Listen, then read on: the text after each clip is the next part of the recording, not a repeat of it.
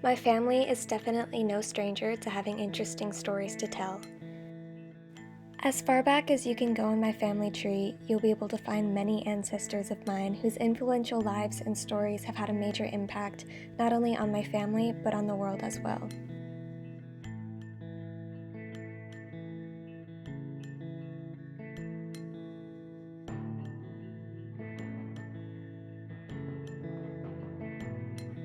Of course, it would not be possible to discuss all of them in just one short video, so today's main focus will be on my third grade grandfather, Dr. William Spencer.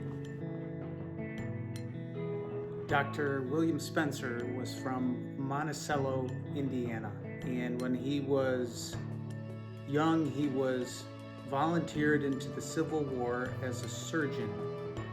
After a battle in Alabama, that the North, who he served, the Union Army, who he served, the Union was defeated by the Confederates in that battle. Dr. Spencer remained on the battlefield, as most would, to care for the wounded and the dead of both sides. And what would happen is the victorious general would arrive to the battlefield and ultimately issue orders to the opposing side surgeons where they would ultimately be exchanged.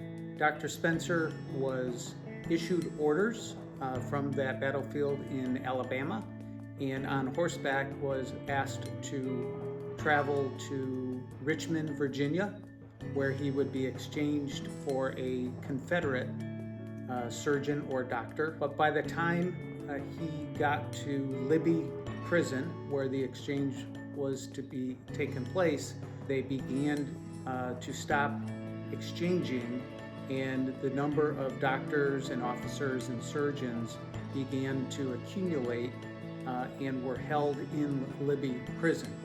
As it turned out, the Libby Prison situation is a very significant historical,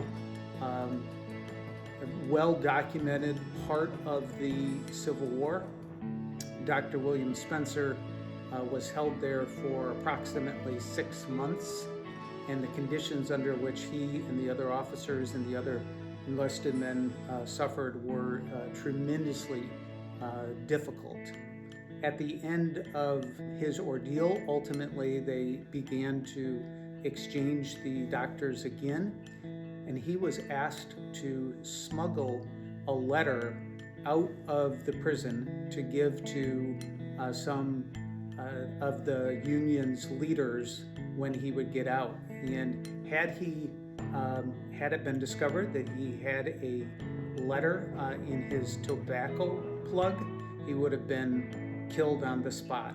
As I mentioned, the Libby Prison story is a really significant one, well documented, and what makes this really interesting from a family perspective is that upon his ultimate release, he wrote a memoir in his handwriting explaining everything that happened during his confinement in Libby Prison. Many of these things he wrote about are well documented in historical archives, and that manuscript, that memoir that he wrote, I still have. I have the original manuscript, and it has been published in at least one format that I'm aware of. It's an incredible story of him making the journey from Alabama over to Richmond, and then the story of being in Libby Prison itself. Ultimately, Dr. Spencer, after the war, returned to Monticello, Indiana, where he was a pharmacist and a doctor, ultimately invested in banking and other lumber endeavors, and was there until his death some years later.